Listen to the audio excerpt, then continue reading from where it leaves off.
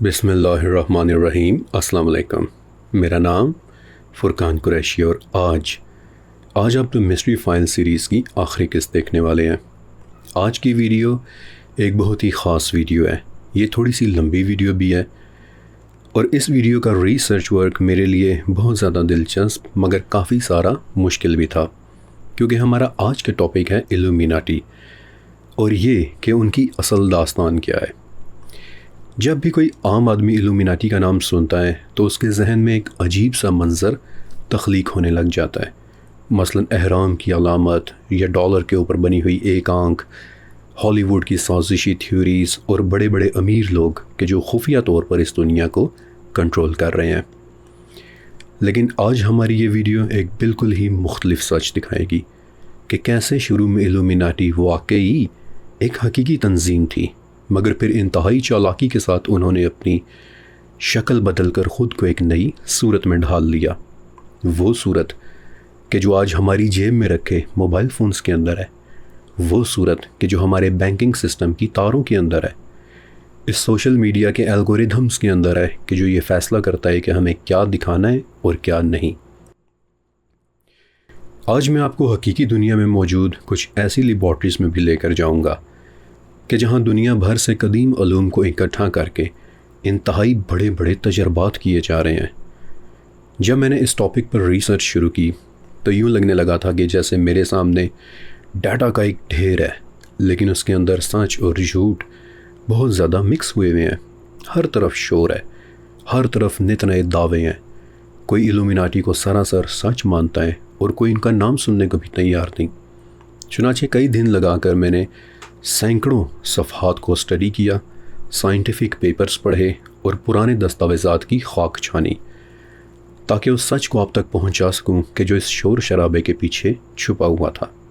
تو چلیں پھر شروع کرتے ہیں ہم آج کی یہ قسط۔ لیکن سب سے پہلے ہمارے پیارے اور آخری نبی حضرت محمد صلی اللہ علیہ وآلہ وسلم پر لاکھوں کروڑوں درود و سلام، اور میری دعائیں کہ اللہ تعالیٰ مجھے، آپ کو، تمام معصوم بچوں، بے زبان جانوروں اور ہمارے گھروں میں لگے پودوں اور درختوں کو اپنی حفاظت میں رکھے، آمین۔ اوکے، ایلومیناٹی کوئی فلم ہی نہیں بلکہ ایک اصل تنظیم تھی، اور اس کی شروعات ایک حقیقی اور انتہائی ہوشیار انسان نے کی تھی کہ جو جرمنی کی ایک یونیورسٹی میں قانون پڑھایا کرتے تھے، پروفیسر ایڈم وائسہاپٹ۔ پروفیسر ایڈم کا ماننا تھا کہ 3 چیزیں ایسی ہیں کہ جو انسان کو باندھے ہوئے ہیں۔ پہلی چیز بادشاہ کہ جس کے سامنے انسان کچھ بھی نہیں کر سکتا، دوسری چیز قانون کہ جس کے سامنے انسان بے بس ہے، اور تیسری چیز مذہب کہ جو انسان کو محدود کر دیتا ہے۔ چنانچہ پروفیسر ایڈم نے سوچا کہ ایک نیا اور ایک ایسا نظام بنایا جائے کہ جس میں ان تینوں چیزوں کا وجود ہی ختم ہو جائے، اور ایک ایسا واحد نظام بن جائے کہ جسے اس دنیا کے انتہائی ذہین، پڑھے لکھے اور روشن خیال لوگ ہی کنٹرول کر سکیں۔ اور یوں انہوں نے ایک تنظیم کی بنیاد رکھی کہ جسے آج ہم دی ایلومیناٹی کہتے ہیں۔ ایلومیناٹی در حقیقت لیٹن زبان کا ایک لفظ ہے اور اس کا مطلب ہوتا ہے دی illuminated ones، یعنی وہ لوگ کہ جو روشنی پا چکے۔ اب شروع میں تو ظاہر ہے کہ ایلومیناٹی ایک بہت ہی چھوٹی سی تنظیم تھی، کل 5 ممبرز کے ساتھ، اور ایڈم یہ بات جانتا تھا کہ 5 لوگ مل کر بھی دنیا کو فتح نہیں کر سکتے۔ چنانچہ سب سے پہلے تو انہوں نے ایسے لوگوں کو ڈھونڈنا شروع کیا کہ جو اپنے دور کے انتہائی ذہین لوگ تھے۔ ایڈم یہ بات جانتا تھا کہ دنیا پر اثر ڈالنے کے لیے صرف دولت، طاقت اور اوہتا ہی نہیں بلکہ دماغ کی بھی ضرورت ہوتی ہے۔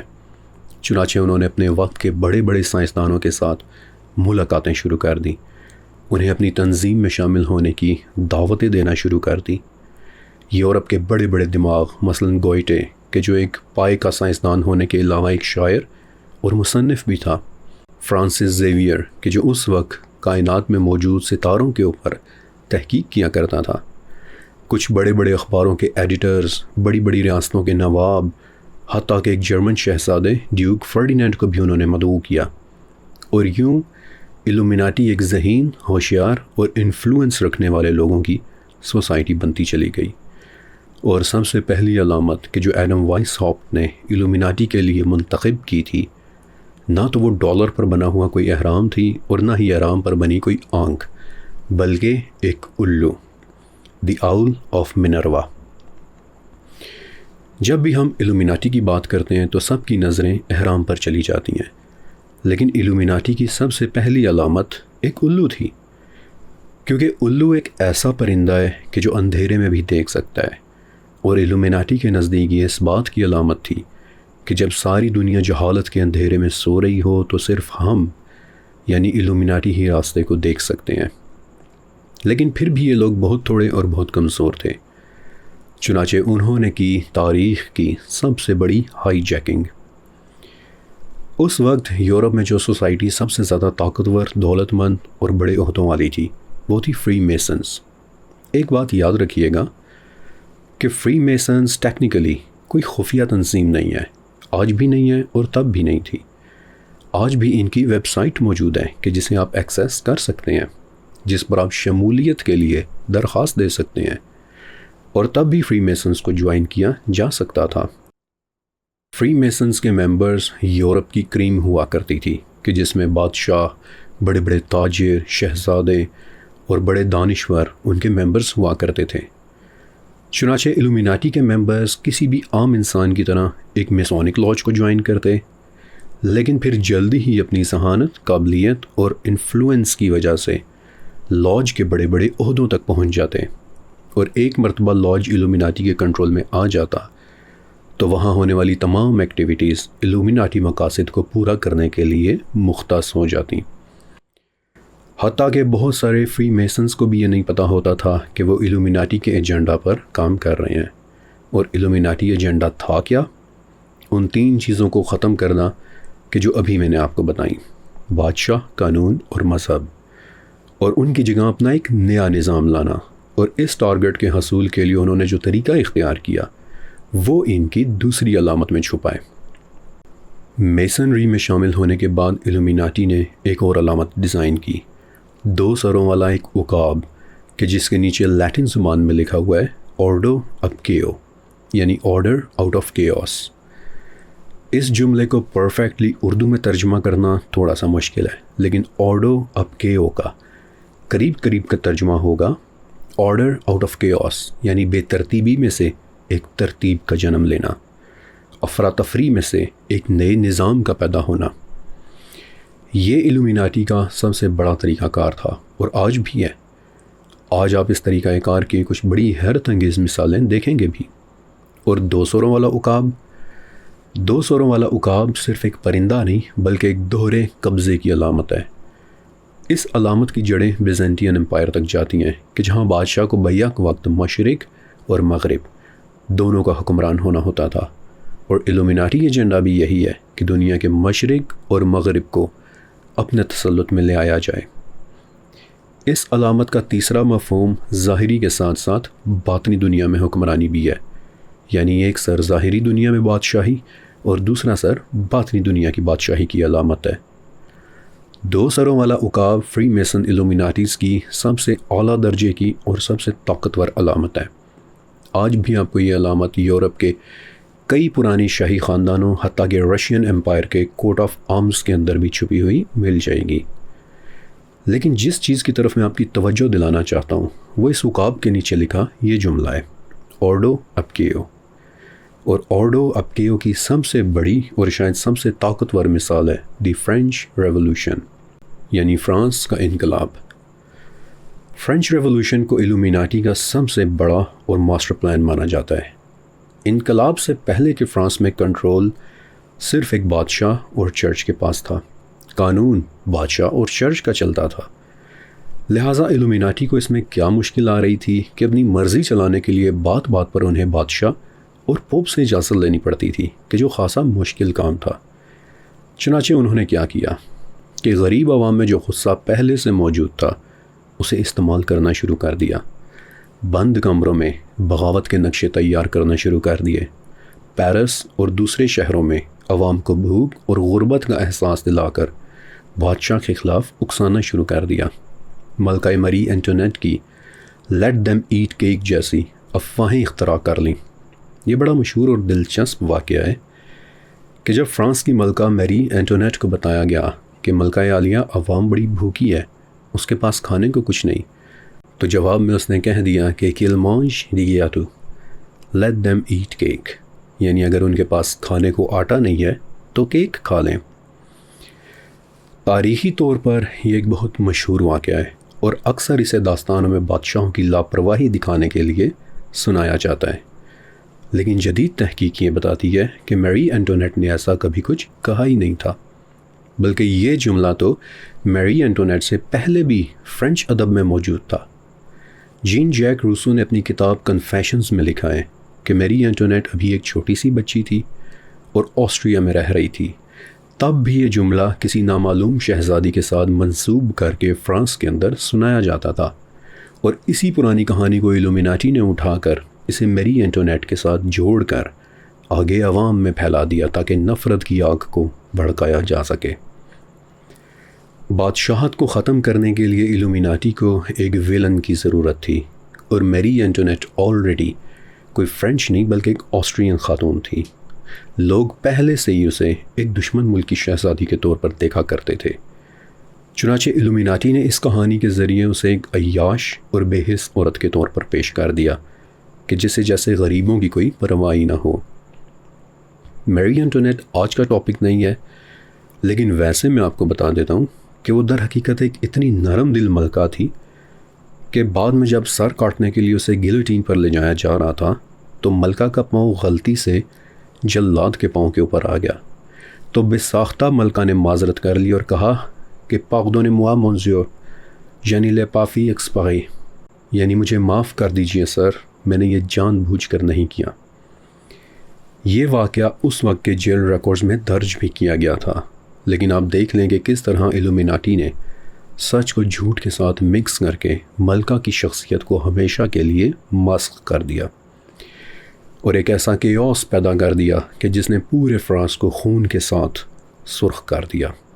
ہزاروں لوگ کہ جن میں بادشاہ بھی تھا اور ملکہ بھی، شہزادے بھی تھے اور شہزادیاں بھی، اشرافیہ بھی تھے اور افسران بھی، سب کے سب گلوٹین پر چڑھ گئے، اور بہت سارے وہ لوگ بھی کہ جن کا کوئی جرم نہیں تھا۔ دیکھیے، گلوٹین پر سزائے موت دیکھنا فرانس والوں کے لیے ایک تماشا بن چکا تھا۔ لوگ وہاں تماشائیوں کی طرح آتے، کھانا کھاتے، تالیاں بجاتے، لیکن ایک دن ایک اہم خاتون میڈم رولینڈ کو جب گلوٹین پر چڑھایا جا رہا تھا تو وہ اس طرح بلک بلک کر رو رہی تھیں، چلا رہی تھیں اور کہہ رہی تھیں کہ میں نے کچھ نہیں کیا، میں نے کچھ نہیں کیا، اور ان کا بلبلانا اس قدر قابل ترس تھا کہ تالیاں بجاتی عوام بھی خاموش ہو گئی، پریشان ہو گئی، اور میڈم رولینڈ کو یوں بلبلاتے دیکھ کر ڈسٹرب ہو کر وہاں سے چلی گئی۔ لیکن رحم دلی سے ڈیسنسٹائز ہو چکی ایلومیناٹی کے لیے ایک نئے فرانس کا مطلب ایک نیا جنم تھا، کیونکہ انقلاب کے بعد فرانس کا کنٹرول بادشاہ کے بجائے ایلومیناٹی کے ممبرز کے پاس آ گیا۔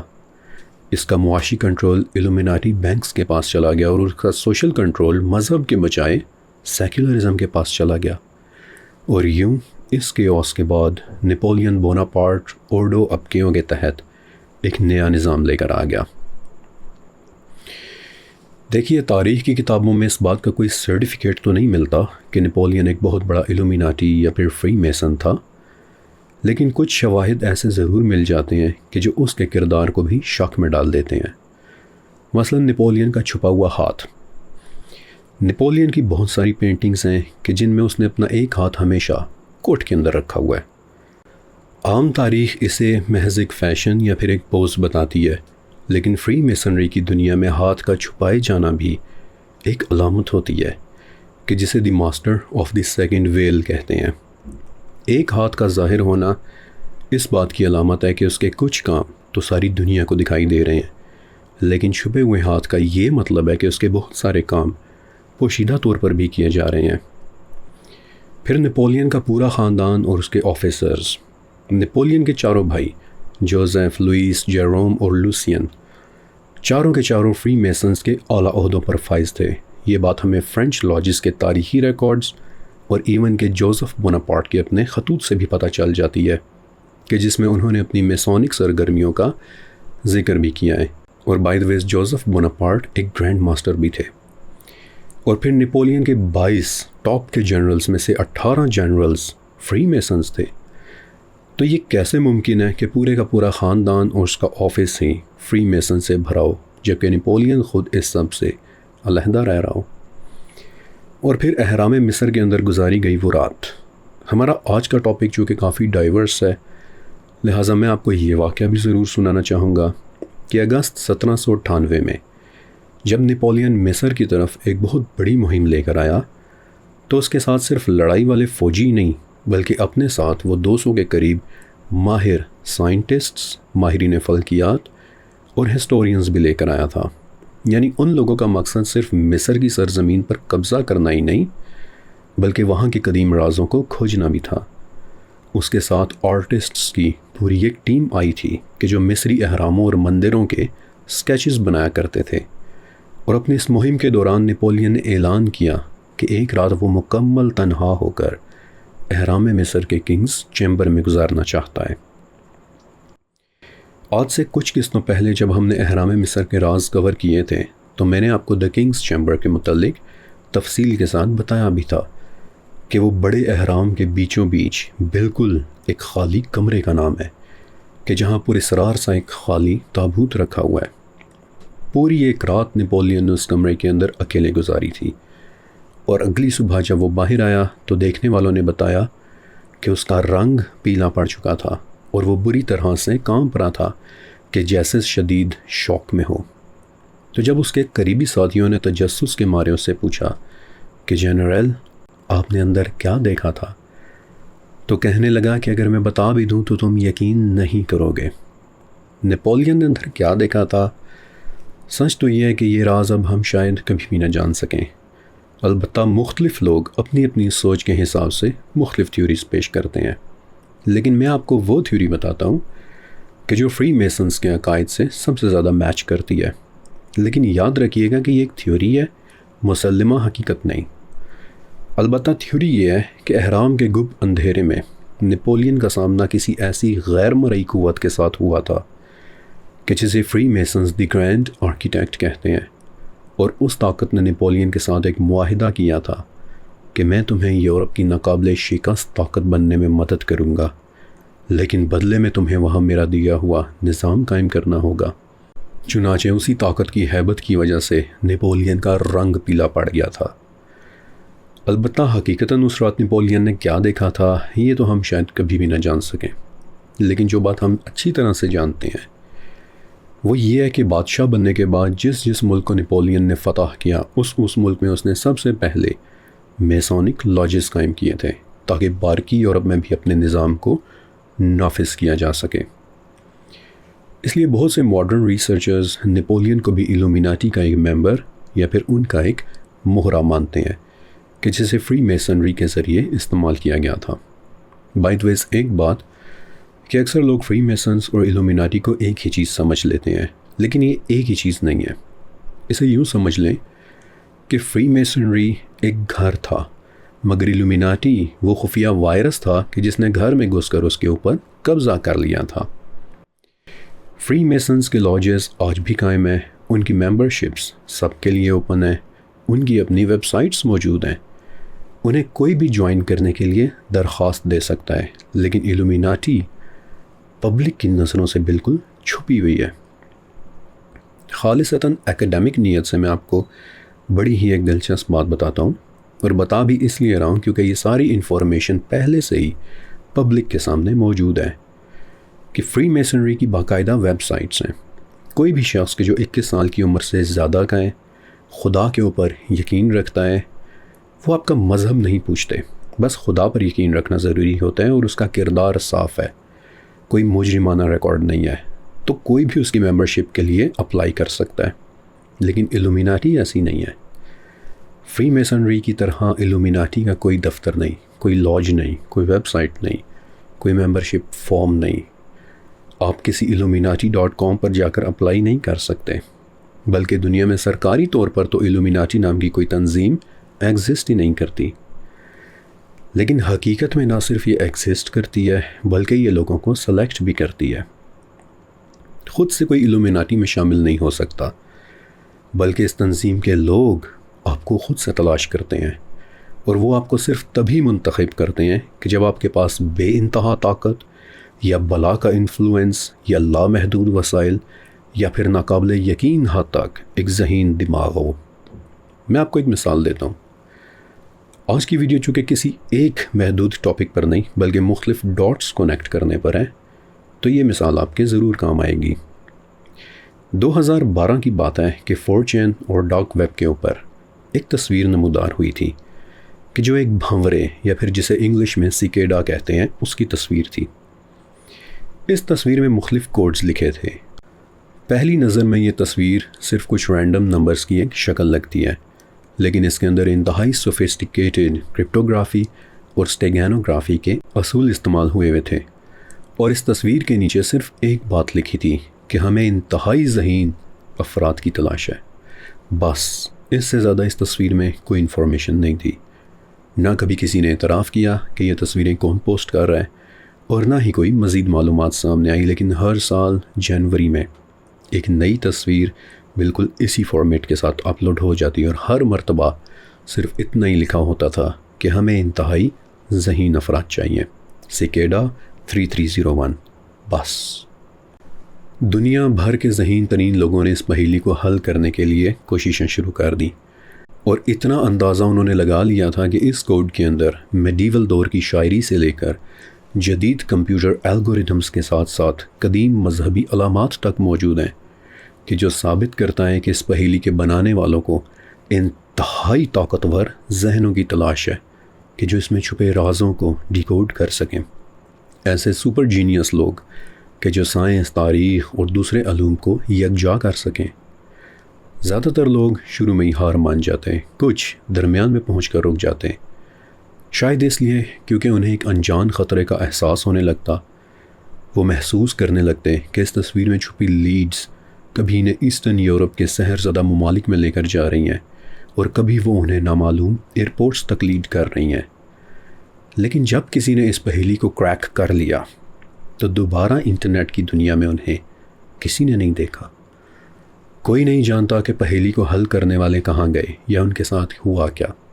سکیڈا، میں نے آپ کو بتایا تھا کہ انگلش زبان میں اس بھنورے کا نام ہے، اور انٹومولوجی میں دلچسپی رکھنے کی وجہ سے میں بھی بھنوروں کے متعلق تھوڑا بہت علم رکھتا ہوں، کہ اس خاص بھنورے کا اس تصویر پر بنے ہونا محض کوئی اتفاق نہیں بلکہ یہ بھی ایک علامت ہے۔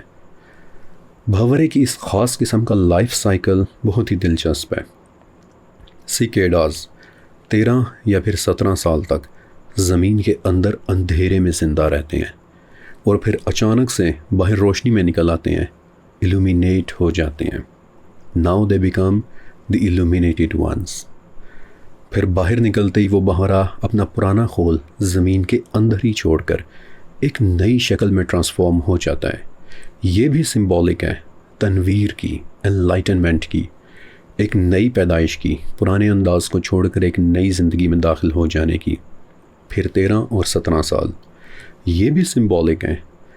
13 اور 17 دونوں پرائم نمبرز ہیں، اور پرائم نمبرز کی کیا خاص بات ہوتی ہے کہ وہ صرف ایک یا پھر اپنے آپ کے ساتھ تقسیم ہوتے ہیں، کہ جو علامت ہے اس بات کی کہ ہمارا کام سب میں تقسیم ہونے کے لیے نہیں بلکہ چند ایک انتہائی محدود لوگوں کے لیے ہے۔ اور پھر 3301، 33rd ڈگری میں نے آپ کو بتایا تھا کہ فری میسنز کا سب سے اعلیٰ درجہ ہے، اور 01 میسونک لاج میں 01 اگر کسی عہدے کا کوڈ ہو تو پھر وہ صرف کسی گرینڈ ماسٹر کا ہی کوڈ ہو سکتا ہے۔ لہٰذا سکیڈا 3301 کا ٹیسٹ میرے نزدیک ایلومیناٹیز کا ایک سلیکشن پروسیس ہو سکتا ہے، کہ جس کے ذریعے وہ دنیا کے انتہائی ذہین ترین دماغوں کو جوائن کرنے کے لیے انویٹیشن دیتے ہیں۔ بہرحال اپنی پرانی گفتگو پر واپس آتے ہیں کہ آرڈو اب کیو کے تحت ایلومیناٹی نے فرینچ ریولوشن کی طرح اور بھی بہت سارے کیوس انجینئر کیے۔ البرٹ پائک 19ویں صدی کے ایک بہت بڑے امریکن وکیل، مصنف اور فری میسنز کے ایک بڑے رہنما تھے۔ 1871 میں انہوں نے ایک خط لکھا تھا کہ جو بعد میں انتہائی مشہور ہوا تھا، کیونکہ اس خط میں انہوں نے لکھا تھا کہ آنے والی صدی میں 3 بڑی جنگیں ہوں گی۔ پہلی جنگ عظیم کہ جو بادشاہتوں کو ختم کرے گی، اور ایسا ہی ہوا۔ دوسری جنگ عظیم کہ جو صہیونیت کو طاقتور کرے گی، اور ایسا ہی ہوا۔ اور پھر تیسری جنگ عظیم کہ جو صہیونیوں اور اسلام کے پیروکاروں کے درمیان لڑی جائے گی۔ تیسری جنگ عظیم مڈل ایسٹ سے شروع ہوگی، اور اس کا مقصد دنیا کو اتنا تھکا دینا ہوگا کہ تنگ آ کر لوگ خود ہی سے ایک نئے نظام کا مطالبہ کرنے لگ جائیں گے۔ اللہ مستعان۔ البرٹ پائک کا یہ خط اس بات کا ایک بہت بڑا ثبوت ہے کہ دنیا میں موجود کیوس ایلومیناٹی کے لیے ایک طرح کی فوڈ کا کام کرتا ہے، اور اس کیوس کو بھی اکثر وہ لوگ خود ہی آرکیسٹریٹ کرتے ہیں، اور جس نے بھی اس نظام کے خلاف کھڑے ہونے کی کوشش کی اس کو راستے سے ہٹا دیا گیا۔ امریکن پریزیڈنٹ ابراہم لنکن، انہوں نے ایک فیصلہ لیا تھا کہ ہم بینکر سے قرضہ لینے کے بجائے اپنی خود کی کرنسی یعنی گرین بیکس پرنٹ کریں گے، اور آپ دیکھیں کہ ان کے ساتھ کیا ہوا۔ چند ہی دن بعد کسی نے ان کے سر میں گولی مار دی۔ اسی طرح جان ایف کینیڈی کہ جنہوں نے فیصلہ لیا کہ فیڈرل ریزرو کے بجائے ڈالرز کو امریکن حکومت پرنٹ کرے گی۔ بائی دی وے یہ ایک بڑی ہی عجیب بات ہے کہ کینیڈی دور میں اور آج بھی ڈالرز کو امریکن حکومت نہیں بلکہ فیڈرل ریزرو نامی ایک ادارہ پرنٹ کرتا ہے، اور یہ کوئی سرکاری ادارہ بھی نہیں بلکہ پرائیویٹ بینکس کا ایک کنسورشیم ہے۔ اور کینیڈی نے اسی بات پر حیرت کا اظہار کیا تھا کہ آپ لوگ ڈالرز پرنٹ کرتے ہیں اور پھر ہمیں وہی ڈالرز قرض کی صورت میں دیتے ہیں، اور پھر اس قرض کے اوپر سود بھی لیتے ہیں، تو یہ تو بہت غلط بات ہے۔ چنانچہ انہوں نے ایک ایگزیکٹو آرڈر 1110 ایشو کیا کہ آج کے بعد ڈالرز ہم خود پرنٹ کریں گے، لیکن صرف 5 مہینے بعد انہیں کسی نے گولی مار دی۔ یہ ایک طاقتور پیغام تھا کہ ہمارے نظام کو کوئی ہاتھ بھی نہیں ڈال سکتا، حتیٰ کہ امریکن پریزیڈنٹ بھی نہیں۔ اور دیکھ لیں کہ آج بھی ڈالرز امریکن حکومت نہیں بلکہ فیڈرل ریزرو پرنٹ کر رہا ہے۔ اسی لیے ہم کہتے ہیں کہ دنیا میں سب سے زیادہ قرضہ امریکہ کے اوپر ہے۔ پاکستان کا تو ایکسٹرنل اور انٹرنل دونوں قرضہ ملا کر کوئی 250 ارب ڈالرز بنتے ہیں، لیکن امریکہ پر اس وقت 35 سے 36 کھرب ڈالرز کا قرضہ ہے، اور انہوں نے یہ پیسہ کس کا دینا ہے؟ فیڈرل ریزرو کا، کہ جس کے مالک پرائیویٹ بینکرز ہیں۔ میں آپ کو ایک اور بڑی حیرت انگیز بات بتاتا ہوں کہ فیڈرل ریزرو کے پاس اتنی طاقت آخر آئی ہی کیسے؟ کچھ طاقتور اور امیر ترین خاندان تھے کہ جو چاہتے تھے کہ فیڈرل ریزرو بنے۔ انہی میں سے ایک امیر اور طاقتور خاندان کے ممبر تھے مسٹر جے پی مورگن، کہ جن کی بہت ساری کمپنیز میں سے ایک کمپنی بحری جہاز بھی بنایا کرتی تھی، اور انہی کی اس کمپنی نے ٹائٹینک نامی ایک جہاز بھی بنایا تھا۔ البتہ بالکل آخری منٹ میں جے پی مورگن نے ٹائٹینک پر سوار ہونے سے انکار کر دیا، لیکن جو لوگ ٹائٹینک پر سوار ہو گئے تھے ان میں سے 3 لوگ ایسے بھی تھے کہ جو فیڈرل ریزرو بننے کے شدید مخالف تھے: جان جیکب ایسٹر چہارم، بینجامن گوگنہائم اور ایسیڈور اسٹراس، کہ جو نہیں چاہتے تھے کہ فیڈرل ریزرو بنے، جو نہیں چاہتے تھے کہ امریکہ کی شیئر رگ چند بینکرز کے ہاتھ میں چلی جائیں۔ لیکن ٹائٹینک کے ساتھ حادثہ پیش آ گیا، اور وہ تینوں بھی اس کے ساتھ اٹلانٹک اوشن کی گہرائیوں میں دفن ہو گئے۔ جے پی مورگن بچ گئے، ان کی کوششوں سے کچھ ہی دن بعد فیڈرل ریزرو وجود میں آ گیا، اور امریکہ کی شیئر رگ بالآخر چند بینکرز کے ہاتھ میں چلی گئی، کہ جو اس وقت امریکہ سمیت دنیا بھر کا سودی نظام کنٹرول کر رہے ہیں۔ اور اب اس ویڈیو کا ایک کافی دلچسپ سیگمنٹ کہ آخر ایلومیناٹیز میں کون لوگ شامل ہوتے ہیں۔ تھوڑی دیر پہلے میں نے آپ کو بتایا تھا کہ ایلومیناٹیز کا ایجنڈا بہت واضح ہے کہ جس کے پاس بھی علم، ٹیکنالوجی اور دماغ ہو، کسی بھی قیمت پر اسے خرید لو تاکہ طاقت ہمیشہ تمہاری مٹھی میں رہے۔ اس سلیکشن کی ایک مثال تو سکیڈا 3301 ہے، لیکن اس کی دوسری مثال دی آپریشن پیپر کلپ ہے۔ سیکنڈ ورلڈ وار کے دوران جرمنی کے پاس اس وقت کی دنیا کے سب سے بہترین، ذہین مگر خطرناک سائنٹسٹس موجود تھے، لیکن جب ہٹلر کو شکست ہو گئی تو ان سائنسدانوں کو گرفتار کر کے سزائیں دینے کے بجائے امریکہ نے انہیں پیشکش دی کہ اگر آپ ہمارے پاس آ کر کام کرو گے تو آپ کے تمام جرائم معاف ہو جائیں گے۔ اور اس وقت 1600 نازی ٹیکنیشینز، سائنسدان، بایولوجسٹس اور انجینئرنگ کے بادشاہ امریکہ چلے گئے، اور اس آپریشن کا نام دی آپریشن پیپر کلپ رکھا گیا۔ اور تاریخ گواہ کہ آپریشن پیپر کلپ کے بعد صرف 16 سال بعد امریکہ خلا میں اپنے راکٹس بھیج رہا تھا۔ ان کا اسپیس پروگرام سالوں آگے جمپ کر گیا۔ ایک واضح الومیناٹی ایجنڈا کہ پوری دنیا سے ذہین دماغ خرید لو۔ لیکن پھر بھی اوریجنل الومیناٹیز کا زیادہ تر حصہ خون اور نسل کے اوپر چلتا ہے۔ ایک بہت مشہور محقق فریٹز اسپرنگ میئر نے اپنی کتاب دی بلڈ لائنز آف الومیناٹی میں یہ دعویٰ کیا ہے کہ پوری دنیا میں 13 بڑے خاندان ایسے ہیں کہ جو الومیناٹی کا حصہ ہیں، اور ان 13 میں سے بھی 4 بڑے خاندان ایسے ہیں کہ جو اس وقت دنیا کے اوپر قبضہ کیے بیٹھے ہیں، اور ان 4 میں سے سب سے بڑا اور سب سے طاقتور خاندان دی روتھ چائلڈز کا ہے، کہ جن کی ان لمیٹڈ طاقت اور دولت کا راز فوج یا توپیں نہیں بلکہ سود اور قرض میں ہے۔ 17ویں صدی کی بات ہے کہ جرمنی کے شہر فرینکفرٹ کی غریب اور تنگ گلیوں کے اندر، کہ جنہیں آپ گھیٹوز کہہ لیں، وہاں کے یہودی گھرانے میں ایک بچے نے جنم لیا، مائر آمشل روتھ چائلڈ۔ بڑے ہو کر اس نے ایک چھوٹی سی دکان کھول لی کہ جہاں پر وہ سکے بدلنے اور کرنسی ایکسچینج کا کام کیا کرتا تھا۔ ایک انتہائی ذہین نوجوان کہ جس کے بزنس نے چند ہی دنوں میں بہت ترقی کر لی، اور دھیرے دھیرے چھوٹے جرمن شہزادوں کے اس کے ساتھ تعلقات بھی بن گئے۔ لیکن نوجوان روتھ چائلڈ نے محسوس کیا کہ اصل طاقت شہزادہ بننے میں نہیں بلکہ شہزادوں کو قرض دینے میں ہے، کیونکہ تب آپ ان سے اپنی مرضی کے کام کروا سکتے ہو اور آپ پر ڈائریکٹلی کوئی الزام بھی نہیں آتا۔ چنانچہ روتھ چائلڈ نے شہزادوں کو سود کے اوپر قرضہ دینا شروع کر دیا، کہ جس کی وجہ سے اس کی طاقت کے ساتھ ساتھ دولت میں بھی اضافہ ہونے لگ گیا۔ لیکن اس کا سب سے بڑا ماسٹر سٹروک یہ تھا کہ اپنی طاقت کو اس نے صرف جرمنی تک ہی محدود نہیں رکھا، بلکہ اپنے 5 بیٹوں کو ٹریننگ دے کر انہیں یورپ کے 5 بڑے ملکوں میں بھیج دیا۔ ایک بیٹا فرانس کی طرف، ایک بیٹا اٹلی کی طرف، ایک انگلینڈ کی طرف، ایک آسٹریا کی طرف، اور ایک کو اپنے ساتھ جرمنی میں ہی رکھا۔ اسی لیے آج بھی روتھ چائلڈ کے کوڈ آف آرمز کے اوپر ایک علامت مٹھی میں پکڑے 5 تیر کیا ہے، کہ جو 5 بھائیوں کے اتحاد کی علامت ہے۔ ان بھائیوں نے دراصل انٹرنیشنل بینکنگ کی بنیاد رکھی تھی، لیکن اصل راز اس بات میں ہے کہ وہ ایک دوسرے کے ساتھ کمیونیکیٹ کیسے کرتے تھے۔ دیکھیں، اس وقت موبائل فونز اور انٹرنیٹ تو تھے نہیں، لیکن پھر بھی ان لوگوں نے معلومات ایکسچینج کرنے کا کوئی ایسا نظام بنایا ہوا تھا کہ جو آج بھی مکمل طور پر نامعلوم ہے۔ اس وقت یورپ میں جو کچھ بھی ہوتا، ان بھائیوں کو حکومت سے 2 دن پہلے ہی اس بات کی خبر پہنچ جایا کرتی تھی۔ مثال کے طور پر واٹرلو کی جنگ میں نپولین تاج برطانیہ سے ہار گیا۔ اس بات کا علم تاج برطانیہ سے بھی پہلے روتھ چائلڈ تک پہنچ گیا تھا۔ چنانچہ پہلے انہوں نے مارکیٹ کریش کر دی اور پھر دوبارہ سے خود ہی خرید لی، اور صرف اس ایک چھوٹی سی موو نے لٹرلی انہیں کروڑوں پاؤنڈز کا منافع دے دیا۔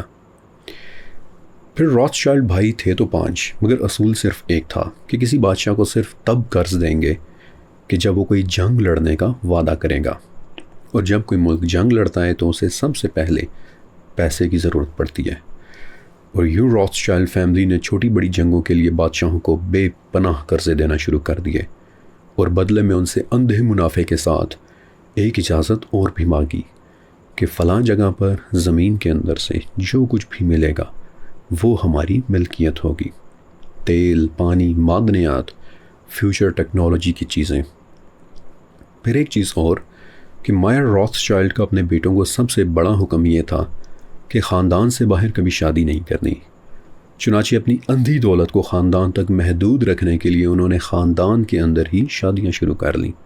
پیسہ کبھی خاندان سے باہر ہی نہیں گیا، بلکہ نسل در نسل اکٹھا ہی ہوتا چلا گیا، اور یوں ایک ایسا طاقتور خاندان وجود میں آ گیا کہ جس کے ذکر کے بغیر الومیناٹی کی کوئی بھی داستان ادھوری ہوتی ہے۔ اس خاندان کو اسٹیبلش کرنے والے مائرز روتھ چائلڈ سمجھ چکے تھے کہ اب توپوں سے دنیا کو فتح کرنے کا وقت پرانا ہو چکا، اور اب دنیا پیسے اور قرض کے ذریعے فتح ہوگی۔ نو ونڈر کے ایک مرتبہ انہوں نے یہاں تک کہا تھا کہ اگر مجھے کسی ملک کی کرنسی چھاپنے کا اختیار مل جائے تو مجھے نہیں پرواہ کہ اس ملک کا قانون کیا کہتا ہے۔ روتھ چائلڈ خاندان نے الومیناٹی کو وہ بے پناہ دولت فراہم کی کہ جس سے بعد میں پورے کے پورے ملک خریدے گئے تھے۔ دوسرے نمبر پر بڑا خاندان راک فیلرز ہیں۔ یہ وہ لوگ ہیں کہ جنہوں نے 20ویں صدی کے آغاز میں ہی دنیا بھر کے تیل کے بزنس پر اپنی اجارت داری قائم کر لی۔ اگر جان ڈی راک فیلر کی دولت کی بات کی جائے تو وہ آج کے ٹاپ 2 یا 3 ارب پتیوں کو ملا کر شاید ان سے بھی زیادہ ہوگی۔ تیسرا بڑا خاندان جے پی مورگن فیملی۔ یہ لوگ انٹرنیشنل سٹاک مارکیٹ کے سب سے بڑے مگرمچھ ہیں۔ ان کے پاس اس قدر پیسہ ہے کہ جب تاریخ میں 2 مرتبہ امریکہ جیسا ملک بینکرپٹ ہونے کے قریب پہنچ چکا تھا تو اسی فیملی نے پیسہ دے کر ان کی جان بچائی تھی۔ ان کے علاوہ بھی 9 یا 10 فیملیز اور بھی ہیں، لیکن انہیں میں اس ویڈیو میں شامل نہیں کر رہا۔ البتہ ایک بات کہ جو میں ضرور کرنا چاہوں گا، کیونکہ وہ انصاف کی بات ہے، کہ ضروری نہیں کہ ہر امیر شخص ایلومیناٹی کا ممبر ہو۔ مثال کے طور پر روتھشائلڈز کی بات کریں تو آج اس خاندان کے سینکڑوں ورثاء ہیں کہ جو دنیا کے مختلف حصوں میں بکھرے ہوئے ہیں، اور ان میں سے زیادہ تر کا ایلومیناٹی کے ساتھ تو شاید کوئی لینا دینا بھی نہیں ہے۔ کچھ بڑے بڑے بینکرز ہیں، کچھ آرٹسٹس ہیں، کچھ کی زمرد کی کانوں کا بزنس ہے، اور کچھ تو بس خاموشی کے ساتھ اپنی زندگی بسر کر رہے ہیں۔ لیکن پھر بھی ایک عام آدمی کو وہ پراسرار اس لیے دکھائی دیتے ہیں کیونکہ عام آدمی اور ان کے لیے دولت کا مطلب مختلف ہوتا ہے۔ دیکھیے، عام آدمی کے لیے دولت کا مطلب ہوتا ہے برانڈز، چمکدار مہنگی گاڑیاں، لوگوز والے کپڑے، تاکہ معاشرے کو دکھائی دے کہ وہ اب امیر ہو چکا ہے۔ لیکن اس طرح کے خاندان کہ جن کے پاس 200 سال یا پھر اس سے زیادہ پرانی خاندانی دولت ہو، کلچرل زبان میں ہم انہیں اولڈ منی کہتے ہیں، اور اولڈ منی کے لیے دولت ایک ماحول کا نام ہے۔ ایک بات یاد رکھیے گا کہ جب دولت ایک حد سے زیادہ بڑھ جاتی ہے تو انسان کی سوچ اور دنیا کو دیکھنے کا نظریہ بھی بدل جاتا ہے۔ اس کی کچھ عادتیں اتنی عجیب ہو جاتی ہیں کہ ہم جیسے عام لوگوں کے لیے ان پر یقین کرنا بھی مشکل ہو جاتا ہے، اور ہمیں لگنے لگ جاتا ہے کہ یہ عادت بھی شاید دنیا پر قبضہ کرنے کی کوئی کوشش ہو رہی ہے۔ مثلا 2023 کی بات ہے کہ لندن کے ایک نیلام گھر بون ہیمس میں ٹیپو سلطان کی کچھ تلواریں نیلامی کے لیے پیش ہوئی تھیں۔ نیلام گھر کا اندازہ یہ تھا کہ وہ تلواریں چند ہزار سے لے کر چند لاکھ پاؤنڈز تک کی فروخت ہو جائیں گی، لیکن ٹیپو سلطان کے کسی نامعلوم قدردان نے ان میں سے صرف ایک تلوار کو ہی 14 ملین پاؤنڈز یعنی پاکستانی اربوں روپے کا خرید لیا تھا۔ لیکن دلچسپ بات یہ ہے کہ خریدار کی طرف سے ایک اسپیشل ریکویسٹ یہ آئی تھی کہ اس تلوار کو سنگاپور کی فلاں فری پورٹ کے اندر شفٹ کر دیا جائے۔ سنگاپور اور سوئٹزرلینڈ میں کچھ ایسے ہائی اینڈ گودام ہیں کہ جنہیں فری پورٹس کہتے ہیں، اور کہ جہاں انتہائی امیر لوگوں کا سامان رکھا ہوتا ہے، اور اربوں روپے مالیت کی وہ تلوار خریدے جانے کے بعد گودام کے اندھیرے میں رکھ دی گئی، اور ہو سکتا ہے کہ اس کا خریدار دوبارہ اسے شاید کبھی دیکھے بھی نہ۔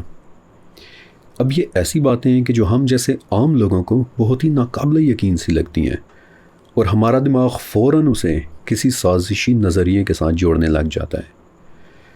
پھر بعض اوقات ان کے اپنے ملازمین اپنے NDAs ختم ہونے کے بعد، NDAs یعنی نان ڈسکلوجر ایگریمنٹس ختم ہونے کے بعد اکثر خود بھی ایسے واقعات سناتے ہیں کہ جنہیں سن کر یہ لوگ کسی اور ہی دنیا کے باسی لگنے لگ جاتے ہیں۔ مثلا روتھشائلڈ جیسے کسی کھرب پتی خاندان کے ایک اسٹیٹ مینیجر نے ایک مرتبہ ایک واقعہ شیئر کیا تھا۔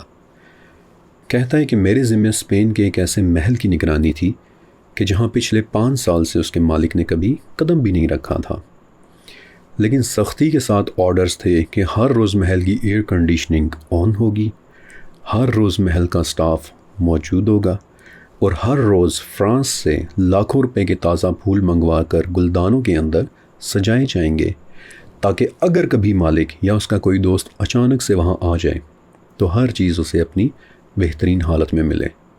اندازہ کریں، ان کے لیے دولت ایک ماحول کا نام ہے۔ یہ لوگ آپ کو کبھی بھی سوشل میڈیا پر نہیں ملیں گے، بلکہ یہ خود کو انتہائی پرائیویٹ رکھتے ہیں۔ چنانچہ نیچرلی ہمارا دماغ انہیں کسی کانسپریسی تھیوری کے ساتھ جوڑنے لگ جاتا ہے، اور جہاں تک ایلومیناٹی ایجنڈا کی بات ہے تو اسے چلانے والے خاندان کے انتہائی اندرونی سرکلز کے محض چند ہی ممبران ہوتے ہیں، جیسا کہ مائرز روتھشائلڈ اور ان کے 5 کہ جو نیو ورلڈ آرڈر کو ڈیزائن کرنے میں ڈائریکٹلی انوالوڈ تھے۔ اور اب ہم ایک انتہائی دلچسپ سیگمنٹ پر بات کریں گے کہ کیا فری میسنز نے کبھی بر صغیر کا رخ بھی کیا تھا؟ 17ویں صدی کی بات ہے کہ جب ایسٹ انڈیا کمپنی ہندوستان میں اپنے قدم جمانا شروع ہوئی تو اس کے مالکان کوئی عام کاروباری افراد نہیں بلکہ برطانیہ کے بڑے بڑے لارڈز اور اس کا ایلیٹ کلاس طبقہ تھے۔ لیکن اہم بات یہ ہے کہ زیادہ تر بڑے افسران فری میسن لاجز کے باقاعدہ ممبرز تھے۔ اس بات کا اندازہ آپ یہاں سے لگائیں کہ ابھی ایسٹ انڈیا کمپنی اپنے قدم سٹل جما رہی تھی کہ کلکتہ میں انہوں نے اپنا پہلا لاج یعنی کہ دی لاج سٹار ان دا ایسٹ کے نام سے کھول بھی لیا، اور ان کے موٹو یعنی آرڈو اب کیو کا نمونہ بھی اس دوران دیکھنے کو مل گیا، ڈیوائڈ اینڈ رول، تقسیم کرو، افراتفری پیدا کرو، اور پھر اس افراتفری میں سے ایک نیا نظام ترتیب دو۔ اس مقصد کے حصول کے لیے ایسٹ انڈیا کمپنی میں کچھ ایسے لوگ بھی تھے کہ جنہیں آج ہم مستشرقین یا پھر دی اورینٹلسٹس کہتے ہیں۔ یہ وہ لوگ تھے کہ جو بر صغیر کی زبانوں، اس کے مذاہب اور اس کی تاریخ کو سیکھا کرتے تھے، اور ان کا مقصد ان چیزوں کو اپریشیٹ کرنا نہیں بلکہ یہ جاننا ہوتا تھا کہ یہاں کے آخر کمزور پوائنٹس کون سے ہیں۔ اس کی ایک بہت ہی زبردست مثال یہ ہے کہ انہوں نے یہاں دی ایشیاٹک سوسائٹی آف بنگال قائم کی۔ اس سوسائٹی کے ہیڈ سر ولیم جونز نے سب سے پہلے اینشینٹ سنسکرت اور پرشین زبان سے سیکھی، اور ان کے ذریعے انہوں نے ہندوؤں اور مسلمانوں کی نفسیات کو سمجھنے کی کوشش کی۔ پتہ چلا کہ ہندو اپنا سارے کا سارا قانون اپنی مقدس کتاب منوسمرتی سے اخذ کر رہے ہیں۔ چنانچہ ولیم جونز نے منوسمرتی پڑھنا شروع کر دیا کہ جس کا بظاہر یہ مقصد تھا کہ ہم ہندوستان کی تہذیب کو دنیا کے سامنے لانا چاہتے ہیں، لیکن در حقیقت وہ سیکھ یہ رہے تھے کہ ہندوؤں کا تو پورے کا پورا نظام ہی ذات پات کے اوپر کھڑا ہوا ہے، جبکہ مسلمانوں کے اس وقت کے قوانین کو سمجھنے کے لیے انہوں نے فتاوی عالم گیری کا مطالعہ کیا، اور یوں شروع ہوئی ڈیوائڈ اینڈ رول کی ایک نہ ختم ہونے والی کہانی۔ بر صغیر کی صدیوں پرانی یونٹی کو توڑ کر اسے مذہبی، لسانی اور ذات پات کی بنیادوں پر یوں تقسیم کر دیا کہ جو صدیاں گزر جانے کے باوجود آج بھی اسی طرح قائم ہے۔ ایک ریاست کے مہاراجا کو دوسری ریاست کے مہاراجا سے لڑوا دیا، دو ریاستوں کی دوستی کو دشمنی میں تبدیل کر دیا، اور پھر ایک چیز اور کہ سونے اور چاندی کے ساتھ یہاں کے قدیم علوم اور کتابوں کا ایک بڑا ذخیرہ لنڈن شفٹ کر دیا، اور اس کی سب سے بڑی مثال ٹیپو سلطان کی لائبریری کو لوٹ لینا ہے۔ بہت کم لوگ یہ بات جانتے ہیں کہ ٹیپو سلطان صرف ایک حکمرانی نہیں بلکہ وہ سائنس اور بالخصوص راکٹ ٹیکنالوجی میں بہت زیادہ دلچسپی رکھتے تھے۔ جب کمپنی نے انہیں ہرا دیا تو سب سے پہلے انہوں نے ٹیپو سلطان کی تلواریں اور پھر ان کے نقشے اور سائنس کی کتابیں ضبط کیں، کیونکہ ان نقشوں میں ٹیپو سلطان نے ایسے آئرن کیسٹ راکٹ ڈیزائنز بنوا رکھے تھے کہ جو اس وقت یعنی 17ویں صدی میں بھی 2 کلومیٹرز تک رینج کی مار کر سکتے تھے۔ یہ ٹیکنالوجی اس وقت پوری دنیا میں کسی کے پاس نہیں تھی، اور جو ہی کمپنی کے الومیناٹی ممبرز نے یہ ٹیکنالوجی بر صغیر سے اٹھا کر لنڈن شفٹ کی تو صرف سالوں کے اندر اندر ٹیپو سلطان کے ڈیزائنز کو چوری کر کے ولیم کانگریو نے اپنے نام سے کانگریو راکٹس بنا دیے کہ جن سے پورے یورپ میں انگلینڈ کی دھوک بیٹھ گئی۔ الومیناٹی کا صدیوں پرانا ایجنڈا ہے کہ کارآمد ریسورسز کو کسی بھی قیمت پر اپنے قبضے کے اندر لے لو۔ لیکن اب دنیا کی ڈائنامکس بدل چکی ہے۔ بینکرز کے بجائے دنیا کی باغ ڈور ٹیک جائنٹس کے حوالے ہو چکی ہے، مثلا space companies, on line markets, mobile phone companies, a I technologies. تو پھر ایک اہم سوال یہ پیدا ہوتا ہے کہ کیا وقت بدلنے کے ساتھ الومیناٹی کا وجود ختم ہو چکا ہے؟ تو اس کا جواب ہے کہ نہیں، بلکہ اس کے برعکس پہلے سے کہیں زیادہ مضبوط ہو چکا ہے۔ دیکھیے، اکثر تصاویر دکھائی جاتی ہیں کہ جن میں بہت سے امیر لوگ یا پھر اداکار یا ہالی ووڈ فنکار اپنے اپنے ہاتھوں سے احرام یا پھر ایک آنکھ کا نشان بنا رہے ہوتے ہیں، اور ہم لوگ ان تصویروں کو پھر الومیناٹی کے ساتھ جوڑ دیتے ہیں، جبکہ حقیقت اس کے بالکل برعکس ہے۔ ہالی ووڈ اداکاروں کی یہ حرکتیں پبلسٹی اسٹنٹ سے زیادہ کچھ نہیں ہوتی، یہ ان کا مارکیٹنگ کا ایک حربہ ہوتا ہے تاکہ میڈیا یا پھر ہم جیسے عام لوگوں کی توجہ حاصل کی جا سکے، کیونکہ اصلی الومیناٹی کبھی بھی اپنے آپ کو اس طرح ایکسپوز نہیں کرتے۔ پرائیویسی اور رازداری ان کا رول نمبر 1 ہے۔ ایک فرینچ شاعر تھے چارلز بوڈلیئر، جنہوں نے ایک مرتبہ کہا تھا کہ شیطان کی سب سے بڑی چال یہ ہے کہ وہ لوگوں کو اس بات کا یقین دلا دیں کہ اس کا وجود تو ہے ہی نہیں۔ اس کا مطلب یہ ہوا کہ جب آپ اپنے دشمن کو مانتے ہی نہیں تو پھر اس کے خلاف بھلا کیسے لڑو گے؟ چنانچہ الومناٹی کبھی بھی اس طرح ٹی وی کے اوپر آ کر احرام اور ایک آنکھ نہیں بناتے، یہ محض توجہ حاصل کرنے کے لیے لوگوں کے حربے ہوتے ہیں۔ جبکہ الومناٹی اس وقت خاموشی کے ساتھ جن بڑے پروجیکٹس پر کام کر رہے ہیں، ان میں سے آج میں آپ کو 2 پروجیکٹس کے متعلق ضرور بتانا چاہوں گا، اور یہ دونوں پروجیکٹس دنیا کی سب سے بڑی ٹیکنالوجی سے متعلق ہیں۔ اس وقت سرن نام سے دنیا کی سب سے بڑی اور ultra modern science laboratory France اور سوئٹزرلینڈ کے بارڈر کے اوپر بنی ہوئی ہے۔ 27 کلومیٹرز کے اوپر پھیلی ایک انتہائی بڑی مشین کہ جسے LHC یعنی دی لارج ہیڈرون کولائیڈر کہتے ہیں۔ یہ مشین کیا کرتی ہے؟ یہ ایٹم سے بھی چھوٹے ذرات کو توڑ دیتی ہے اور جاننے کی کوشش کرتی ہے کہ کائنات کے سب سے بنیادی راز کیا ہیں۔ اب بڑی ہی دلچسپ بات یہ ہے کہ یہ مشین ہر وقت نہیں چلتی رہتی، بلکہ اسے چلانے کے مختلف ادوار ہوتے ہیں۔ 2015 سے لے کر 2018 تک جب اسے چلایا گیا تھا تو اس دور کو رن 2 کہتے ہیں، اور آپ کو اندازہ ہے کہ رن 2 میں کس قدر انرجی استعمال ہوئی تھی۔ یوں سمجھ لیں کہ آپ کے گھر میں 240 وولٹ کی بجلی یا پھر انرجی آ رہی ہے۔ یہ ایسے ہی ہے کہ جیسے پانی کا کوئی چھوٹا سا نلکا ہوتا ہے، آپ اسے ہاتھ دھو سکتے ہو، آپ اسے برتن دھو سکتے ہو، لیکن سرن کی یہ مشین 240 وولٹ کے بجائے 13 ٹیرا وولٹس کے ساتھ چلتی ہے، اور کسی نلکے کے مقابلے میں یہ طاقت ایسی ہے کہ جیسے کسی بہت بڑے ڈیم کا پانی اچانک کھل گیا ہو۔ رن 2 میں اس قدر انرجی استعمال ہوئی تھی کہ لیبارٹری کے اوپر آسمان کے بادلوں تک میں عجیب و غریب شکلیں بن گئی تھیں کہ جسے بعد میں لوگوں نے پورٹلز کا کھلنا سمجھ لیا تھا۔ گھریلو 240 وولٹس کے ساتھ کائنات کے راز نہیں کھلتے کیونکہ وہ بہت ہی معمولی انرجی ہوتی ہے، لیکن سرن کے اندر انرجی لیولز اس قدر زیادہ ہوتے ہیں کہ ایٹم سے بھی چھوٹے ذرات ٹوٹ کر اپنے اندر کے راز اگل دیتے ہیں، اپنے اندر چھپے خفیہ مواد کو ظاہر کر دیتے ہیں۔ اور رن 2 جیسے ہی تجربات کے دوران ایک مرتبہ سرن نے ہگز بوسون نامی ایک نیا ذرہ ڈھونڈا تھا، اینٹی میٹر جیسا ایک انتہائی نایاب مادہ بنا لیا تھا۔ یہ دیو ہیکل مشین اس قدر تیزی سے ذرات کو افراتفری کی حالت میں دوڑاتی ہے کہ وہ اپنے راز اگلنا شروع کر دیتے ہیں، اور اسی افراتفری سے پھر اینٹی میٹر جیسی عجیب و غریب مگر نئی چیزیں پیدا ہوتی ہیں۔ لیکن سرن نامی اس لیبارٹری کا الومیناٹی کے ساتھ کیا تعلق ہے؟ ذرا غور سے دیکھیں کہ سرن جیسی دنیا کی سب سے بڑی لیبارٹری کہ جس کا بجٹ اربوں ڈالر سالانہ کا ہے، اس میں داخل ہوتے ہی سب سے پہلے آپ کو ایک ہندو دیوی کالی کا مجسمہ دکھائی دیتا ہے۔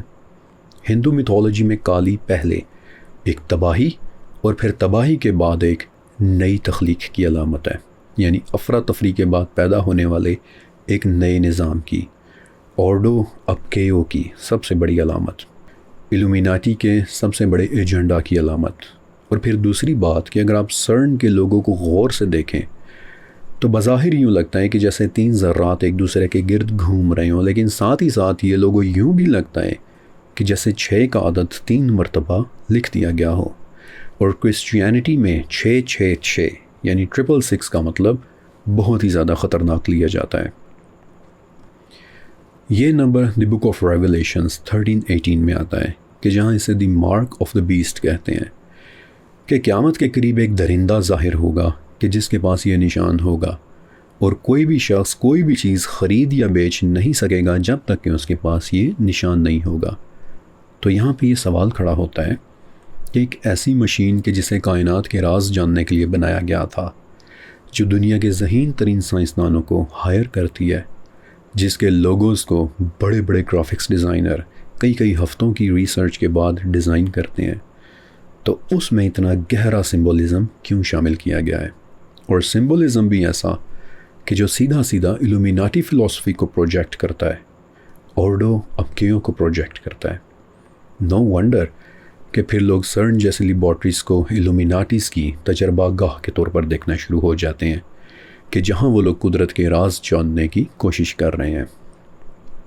سادہ انداز میں بات کریں تو سرن کی یہ مشین ایٹامک سٹرکچرز کو توڑ رہی ہے، دوسرے الفاظ میں ہماری اس 3D ریالٹی کی بنیادی آرکیٹیکچر کو توڑ رہی ہے۔ تو اس کا نتیجہ کیا نکلے گا؟ تیسری اور چوتھی اور مختلف ڈیمینشنز کے درمیان موجود پردے پتلے ہونا شروع ہو جائیں گے، ان میں عارضی کھڑکیاں کھل جائیں گی کہ جنہیں آپ ورم ہولز کہہ لیں، پورٹلز کہہ لیں، اور ان میں سے نہ جانے کیا کیا چیزیں نکل کر ہماری ڈیمینشنز میں ظاہر ہو جائیں گی۔ اور میں نے تو آپ کو صرف رن 2 کا بتایا ہے، 2022 میں اس کا رن 3 شروع ہوا تھا، اور میں آپ کو بتا بھی نہیں سکتا کہ رن 3 کے دوران کس قدر انرجی پیدا ہوئی تھی۔ البتہ اتنا ضرور بتا سکتا ہوں کہ اس وقت بہت سارے حلقوں میں یہ خوف تک پیدا ہو گیا تھا کہ کہیں یہ لوگ اس مشین کے ذریعے چھوٹا سا کوئی بلیک ہول ہی نہ پیدا کر لیں۔ سائنٹیفکلی ویسے تو یہ ناممکن ہے، لیکن جب سرن کا کوئی رن شروع ہوا ہے تب ریسرچرز کے درمیان ایک عجیب سی بے چینی پھیل جاتی ہے کہ پتہ نہیں اب وہ لوگ وہاں پر کیا کرنے والے ہیں۔ لیکن یہاں پر آپ کے ذہن میں ایک سوال آ رہا ہوگا کہ اس لیبارٹری سے الومیناٹی کو آخر ملنا کیا ہے؟ تو اس کا جواب ہے مستقبل کی ٹیکنالوجی۔ دیکھیے LHC کے اندر جو ذرات ٹوٹ رہے ہیں وہ سائنسدانوں کو ایک موقع دیتے ہیں یہ جاننے کا کہ اس لیول پر ذرات کیسے کام کرتے ہیں۔ جب سرن کے سائنسدان ذرات کے اس رویے کو سمجھ لیتے ہیں تو وہ علم کوانٹم انجینئرز کو دے دیا جاتا ہے تاکہ وہ ایسے فیوچرسٹک کوانٹم کمپیوٹرز بنا سکیں کہ جو عام سپر کمپیوٹر کے مقابلے میں بھی ہزاروں گنا زیادہ تیز ہوں گے۔ اور اس سے کسی کو کیا فائدہ؟ ایک پاس ورڈ کو توڑنے میں کسی عام کمپیوٹر کو شاید لاکھوں سال لگ جائیں، لیکن اسی پاس ورڈ کو ایک کوانٹم کمپیوٹر محض سیکنڈز کے اندر توڑ سکتا ہے، جس کا مطلب یہ ہوا کہ جس کے پاس بھی یہ ٹیکنالوجی آ جائے گی اس کے سامنے آپ کی ساری انٹرنیٹ سیکیورٹی کی صرف اتنی ہی حیثیت ہوگی کہ جتنی کسی گرم چاقو کے سامنے مکھن کی کسی ٹکیا کی ہوتی ہے۔ جس دن کوانٹم کمپیوٹنگ مکمل طور پر فعال ہو گئی اسی دن الومیناٹی کے پاس اس دنیا کی شاید ہر فائل تک ایکسیس ہو جائے گی۔ دنیا کا کوئی بھی بینکنگ سسٹم، کوئی بھی ملٹری کوڈ، کوئی بھی ذاتی ڈیٹا ان سے محفوظ نہیں ہوگا۔ ایک ایسی ٹیکنالوجی کہ جس کے سامنے پوری دنیا کی ڈیجیٹل دیواریں گر جائیں گی۔ اور یہ تو صرف ایک پہلو ہے۔ کوانٹم کمپیوٹنگ کے علاوہ بھی لیبارٹری الومیناٹی کو وہ فائدے دے سکتی ہے کہ جو اس وقت کسی حیرت کدے سے کم نہیں لگتے۔